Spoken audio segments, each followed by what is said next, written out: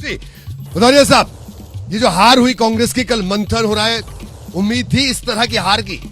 देखिए उम्मीद, हार की उम्मीद किसी को नहीं होती है। देखिए मैं आपको बताऊं, हार की उम्मीद क्या, भारतीय जनता पार्टी की ये जीत की उम्मीद ना किसी पत्रकार को थी ना जनमानस को थी। स्वयं भारतीय जनता पार्टी के चाहे जितने कद्दावर नेता आज कोई भी एनालिसिस कर ले, वो खुद नहीं कह रहे थे, लेकिन हुआ तो यही हुआ ना। अब हुआ, ये आश्चर्यजनक है, ये भी शोध का विषय है। क्यों हुआ? जिस राज्य में 18 साल से मुख्यमंत्री है, 18.5 साल से सरकार है, व्यापम कांड जैसे कांड हो चुके हैं, पटवारी परीक्षा में सीटें बेची जा रही हैं, महिला अत्याचार, आदिवासी अत्याचार में लगातार नंबर 1 है, आप जहां महंगाई चरम पर है, उस राज्य में इस तरीके का बहुमत आना अपने आप में आश्चर्यजनक है। देखिए रोहित जी, हमारे नेता आदरणीय अमित शाह जी ने डे 1 को फिक्स किया था कि हम 150 सीटों का मार्क क्रॉस करेंगे। प्लानिंग थी बूथ पर काम करना, और मध्य प्रदेश का जो बूथ का मॉडल है, डिजिटल बूथ का मॉडल, मेहनत से जीते। बूथ पे जीते हैं कि मशीन पे जीते हैं, ये तो राम जाने। जैसा ईवीएम की एंट्री, देखिए ये तो होगा। मध्य प्रदेश में भारतीय जनता पार्टी को अब तक का ऐतिहासिक बहुमत मिला, 48.5% वोट मिले भारतीय जनता पार्टी के बूथ प्रबंधन के कारण।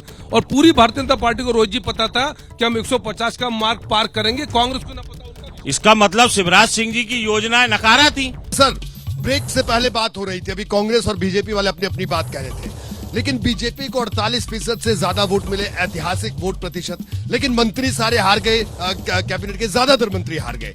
किस तरह से देखते हैं इस मैंडेट को? ये एंटी इनकम्बेंसी थी, और जो मंत्री हारे हैं उनके यहाँ वो ज़्यादा थी, और ये पूरे प्रदेश में थी। देखिए 51% के टारगेट को लेकर भारतीय जनता पार्टी चल रही थी, और 48.5% वो अचीव करती है। इसका मतलब उसकी तैयारी अच्छी थी, उसे ये पता था कि कुछ चेहरे हार भी सकते हैं, लेकिन फिर भी उसने जो कास्ट इक्वेशन, रीजन इक्वेशन, उन सब पर काम किया। यानी जमीनी तैयारी बीजेपी की थी। सर आपका क्या कहना है? इनका कहना है जमीनी तैयारी बीजेपी की थी, मंत्री हार गए, लेकिन बड़ा सवाल यह है कि जो बहनें थी उन्होंने भैया को तो जितवा दिया, लेकिन क्या बाकी जो भाई जो हारे गए वो सौतेले भाई निकले? क्या हुआ?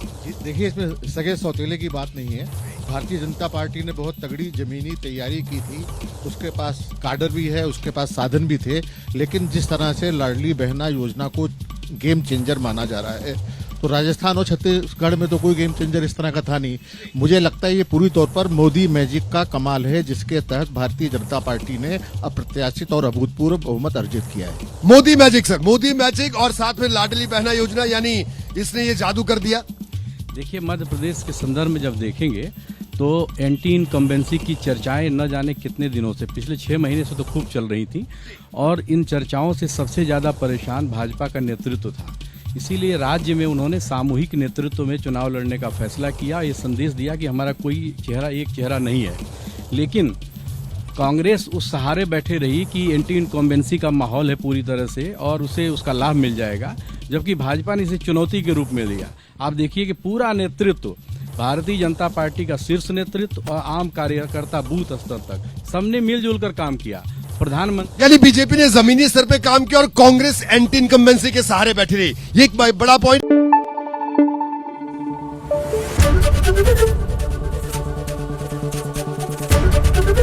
एबीपी न्यूज आपको रखे आगे।